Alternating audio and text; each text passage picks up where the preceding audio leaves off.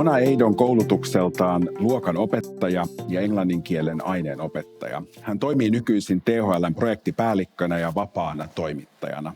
Mona on toimittanut Ruskeat tytöt medialle ja Radio Helsinkiin podcast-sarjan Kaikkien koulu, joka valottaa rasismin ilmentymiä koulumaailmassa kokemusten ja tutkimusten valossa. Koulujärjestelmässämme ilmenee myös rakenteellisen rasismin muotoja. Meidän pitää kaikkien reflektoida omaa toimintaamme, tiedostamattomia ennakkoluuloja ja katsoa myös laajemmin oppimisyhteisöä ja sen toimintatapoja. Kaikelle tälle reflektoinnille tarvitaan aikaa ja tilaa usein hektisessä kouluarjessa. Toivotetaan lavalle tervetulleeksi Mona Eid.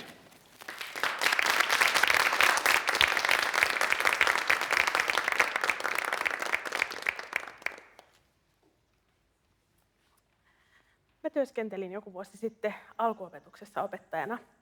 Ja mulla oli sellainen vähemmistötaustainen oppilas, joka ei kuulunut valtaväestöön, mutta hänen äidinkielensä oli suomi. Ja yhtenä päivänä hän tuli mun luo ja sanoi, että Ope, voisitko alkaa kutsua mua toisella suomalaisella nimellä? Ja tämä pysäytti mut ja saa edelleen mut vähän niin kuin herkistymään. Mitä tämä kertoo meille meidän yhteiskunnan erilaisuuden arvostamisesta? Mitä tämä kertoo meille meidän ehkä laajemmista normeista sekä kouluissa että yhteiskunnassa? Ja tästä me puhutaan tänään.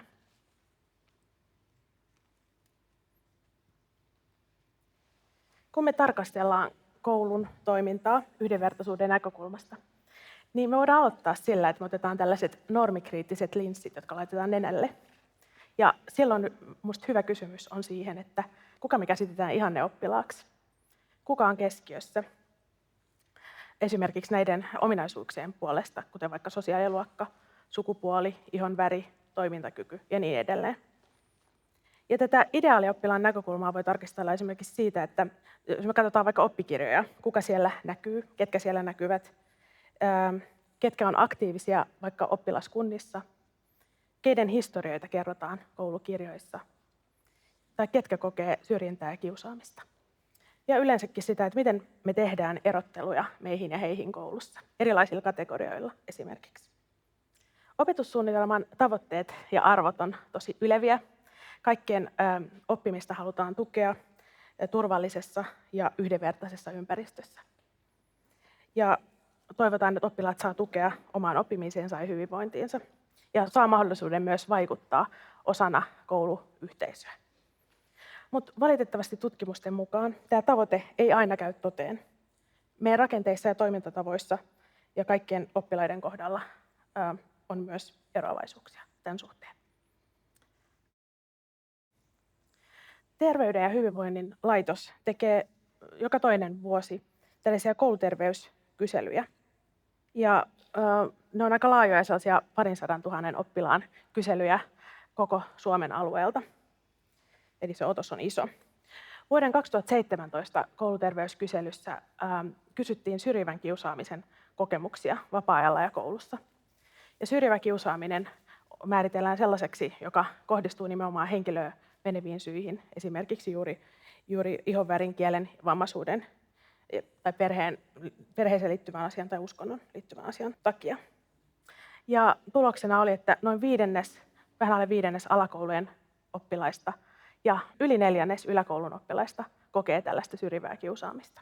Ja kouluterveyskyselyn mukaan tätä syrjivää kiusaamista kokee erityisesti muita useimmin nuoret, jotka on vaikka toimintarajoitteisia, on sijoitettu kodin ulkopuolelle, on ulkomaista syntyperää tai sitten vähävaraisista perheistä. Ja nyt kun me puhutaan rasismista, niin on hyvä myös katsoa tätä syntyperänäkökulmaa tässä syrjivässä kiusaamisessa. Ja tässä on lukuja siitä, että ketkä on kokeneet syrjivää kiusaamista. Ja se menee oikeastaan sillä tavalla, että mitä kauempana tuota suomalaisuusaspektia on, niin sitä enemmän sitä kiusaamista joutuu kokemaan. Eli esimerkiksi tässä kuviossa ulkomaalaistaustaiset, jotka on syntyneet ulkomailla, kokee kiusaamista eniten. Ja sitten jos toinen vanhemmista on ulkomaalaistaustainen, niin vähän vähemmän. Ja suomalainen syntyperä, niin sitten vielä vähän vähemmän. Jos katsoo tuota sinistä palkkia, se on yläkouluikäisiä 8.–9.-luokkalaisia erityisesti koskeva. Me tiedetään, että syrjinnällä ja rasismilla on kielteinen yhteys terveyteen ja hyvinvointiin. Kiusaamisen kokemus vaikuttaa vahvasti oppilaiden ja lasten nuorten kuuluvuuden tunteeseen. Me puhutaan paljon koulusta pienoisyhteiskuntana, ja koulu heijastaa niitä asenteita myös, mitä me nähdään laajemmin yhteiskunnassa. Ja tässä on tutkimuksia siitä, minkälaisia asenteita ja syrjintäkokemuksia meillä on laajemmin myös yhteiskunnassa. Esimerkiksi tämä EUn Being Black in the EU-tutkimus, jossa tutkittiin afrikkalaistaustaisten kokemaa syrjintää, ja siinä tuli sitten 12 EU-maista Suomi aika korkealle siinä luvuissa, eli 63% oli kokeneet rasistista ahdistelua versus sitten EUn keskiarvo on 30%. Syrjintä ei ole aina vain sanallista häirintää tai fyysisen koskemattomuuden loukkaamista. Se on myös paljon hienovaraisempaa toimintaa. Kun puhutaan siitä, että rasismia on rakenteissa, siitä ei ole kyse vain yhden ihmisen ajatusvinoumista tai ennakkoluuloista, vaan siitä, että meillä on yhteiskuntana näitä samoja ajatusvinoumia ja ennakkoluuloja. Ja näiden perusteella me tehdään syrjiviä päätöksiä. Kyseessä ei ole siis yksittäistapaukset. Eli meillä on myös koulussa esimerkkejä tästä rakenteellisesta rasismista, ja mä kerron niistä nyt seuraavaksi. Esimerkki rakenteellisen rasismin muodosta koulussa on esimerkiksi tällainen rodullistava ohjaus. Rodullistamisella tarkoitetaan oletuksia ja stereotypioita ja negatiivisia ennakkoluuloja todellisten tai kuviteltujen fyysisten ominaisuuden perusteella. Tällainen rodullistava ohjaus tarkoittaa oppilaanohjausta ja kohtelua tällaisten ennakkoluulojen perusteella. Tutkija Tuuli Kurki on tuonut esimerkiksi väitöskirjassaan esiin, miten maahanmuuttajataustaisia tyttöjä on opintomenestyksestä ja heidän toiveistaan huolimatta ohjattu erityisesti hoiva-alan tehtäviin. Ja tutkimusten mukaan myös ulkomaalaistaustaisia ohjataan alaspäin, eli heitä päätyy suhteellisesti vähemmän korkeakoulutukseen. Tällainen rodullistava ohjaus näkyy myös meidän suomi toisena kielenä ja kirjallisuusoppimäärään ohjaamisessa.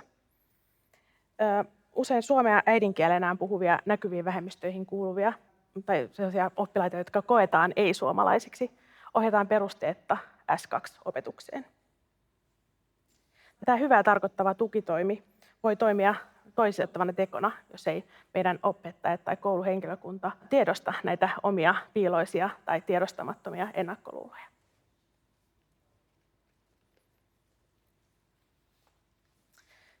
Yksi esimerkki tästä rakenteellisesta rasismista on myös meidän oppimateriaalit.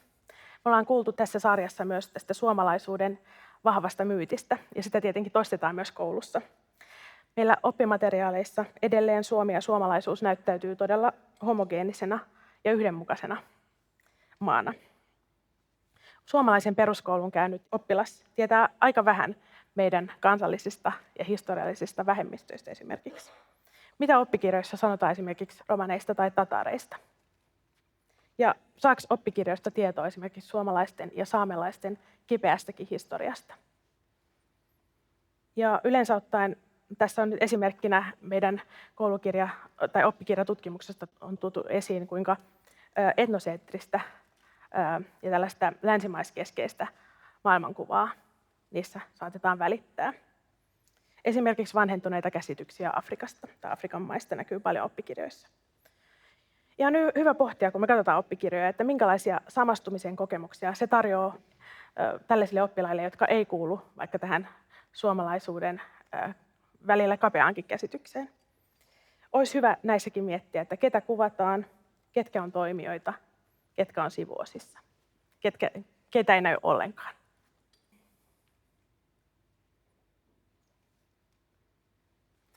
Nämä esimerkit, mitä kerroin koulun toiseuttavista rakenteista, on tärkeää tiedostaa.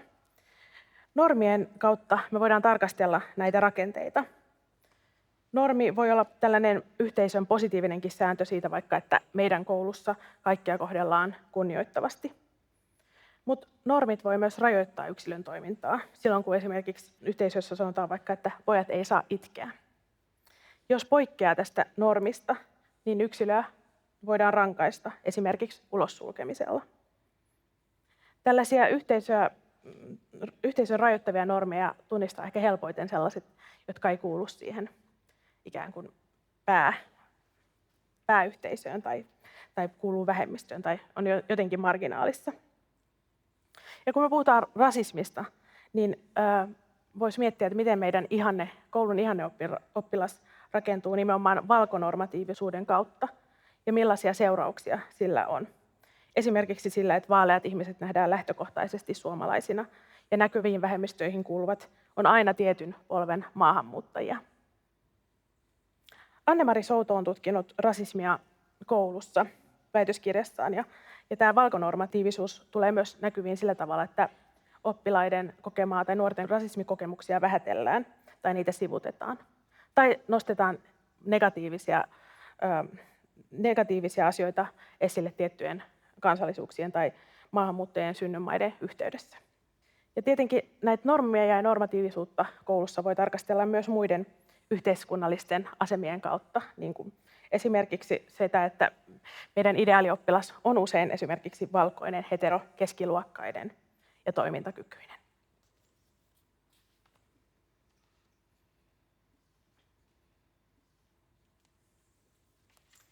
Viime vuonna UNICEF teki kyselyn nuorille, jossa haastateltiin noin 1000 13–18-vuotiaista nuorta.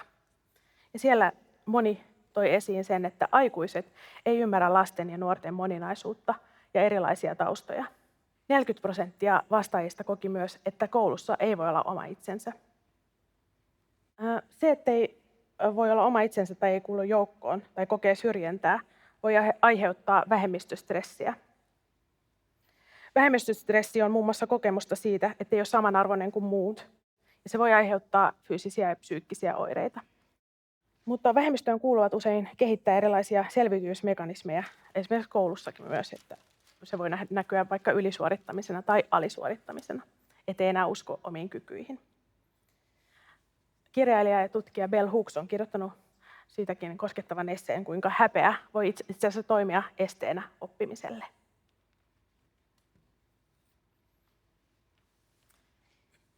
Kuuluminen on tosiaan kaikkien meidän perustarve, ja sitä tunnetta pitäisi vaalia enemmän myös koululuokissa. Koulu on sellainen paikka, mikä tavoittaa suurimman osan ikäluokastaan, ja se on yksi tärkeimpiä tällaisia sosiaalistumisen ympäristöjä lapsille ja nuorille. Oppiminen itsessään on haavoittuva ja epävarma tila. Jos luokassa vallitsee ilmapiiri, jossa ei voi olla oma itsensä, jossa oppilaat pelkää virheiden tekemistä tai jopa nöyryytystä, se ei ole turvallinen tila oppimiselle. Mä oikeastaan tällaisen amerikkalaisen tutkijan ja sosiaalityön professorin Brené Brownin hengessä haluaisin haastaa opettajat luomaan tällaisia rohkeita ja turvallisia tiloja ja mahdollistaa näitä tiloja. He voivat siellä olla esimerkkejä oppilaille siitä, miten toisia kohdellaan kunnioittavasti, mutta myös itse heittäydytään ehkä vaikeisiinkin keskusteluihin ja voidaan olla epävarmoja myös itse opettajina.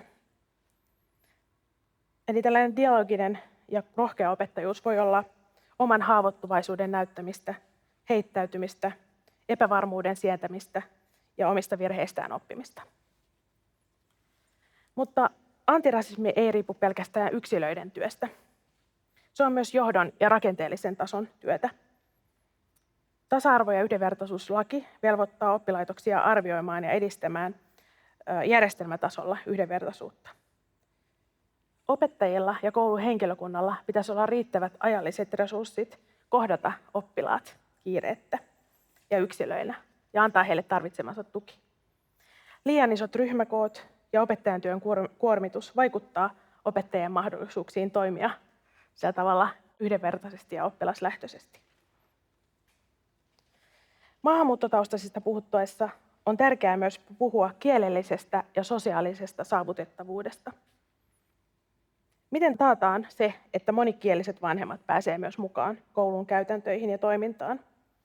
Tässäkin olen miettinyt paljon osallisuutta siinä, että ketkä on vaikka koulujen toimikunnissa ja vanhempainyhdistyksissä mukana aktiivisina. Mikä takaa heidän osallisuuden? Ja onneksi meillä on jo hyviä esimerkkejä myös tästä esimerkiksi Vantaan puolella Vanhemmat kouluun -hankkeessa. Ja tähän mä oon koonnut sit tällaisia pieniä vinkkejä näissä jo mainituista asioista, mutta se lähtee siitä, että jokaiseen lähtökohtaisesti suhtaudutaan kunnioittavasti ja kulttuurieroja esimerkiksi ei arvoteta.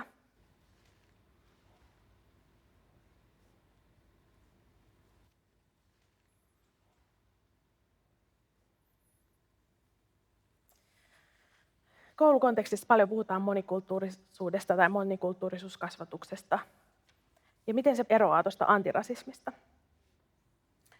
Ida Hummelsted juuri väitteli tästä samasta asiasta ja hän toi esiin sen, että miten monikulttuurisuuskasvatuksessa usein maahanmuuttotaustaiset ja suomalaiset nähdään ikään kuin toistensa vastakohtina. Ja silloin kulttuureihin saatetaan myös suhtautua aika sillä tavalla kategorisoivasti ja käsikirjamaisesti. Se myös voi estää ikään kuin sellaisen kohtaamisen. Se voi myös johtaa sellaiseen ikään kuin värisokeaan kohteluun, jossa näkyviin vähemmistöihin kuuluvien oppilaiden oma todellisuus saatetaan ohittaa, kun ajatellaan, että me ollaan kaikki samanarvoisia, mutta ei ikään kuin nähdä niitä eroja, jotka tuo meille erilaisia kokemuksia tässä yhteiskunnassa ja koulussa. Eli se, mitä antirasismi tuo tähän monikulttuurisuus tällaiseen freimiin, on se, että ottaa huomioon nämä erojen vaikutukset, valtasuhteet ja eriarvoisuuden, mikä vallitsee yhteiskunnassa. Monikulttuurisessa kasvatuksessa on myös joskus se ongelma, että se keskittyy liikaa maahanmuuttotaustaisiin tai näkyviin vähemmistöihin. Antirasismi tarkoittaa sitä, että yhdenvertaisuuskasvatus kohdistuu kaikille ja me kaikki voidaan edistää sitä. Antirasismi vaatii rasismin purkamista niin yksilöiden asenteissa, oppilaitosten käytännöissä ja yhteiskunnallisissa rakenteissa. Se voi alkaa siitä, että asenteita ja ennakkokäsityksiä itsessään tutkitaan. Sitten se voi siirtyä koulun käytänteiden tarkastelemiseen. Miten me kartoitetaan sitä, miten meidän koulussa voidaan ja miten me edistetään asioita kaikkien osalta parempaan suuntaan, jos todetaan, että siellä esimerkiksi joku oppilasryhmä tai tietysti taustasta tulevat oppilaat ei voi hyvin. Ja sitten voidaan tarkastella sitä yhteiskunnan tasolla ja tunnistaa näitä yhteiskunnasta vaikuttavia eroja ja hierarkioita. Mä toivon, että tulevaisuuden koulussa ja yhteiskunnassa se pieni oppilas, joka halusi suomalaistaa nimensä tullakseen hyväksytyksi, ei joudu sitä tekemään, vaan tulevaisuuden kouluympäristö on sellainen, joka ei pakota ketään muokkaamaan tai pienentämään itseään mahtuakseen johonkin normiin tai muottiin. Tulevaisuuden koulun pitäisi ottaa kaikki vastaan omana itsenään. Kiitos.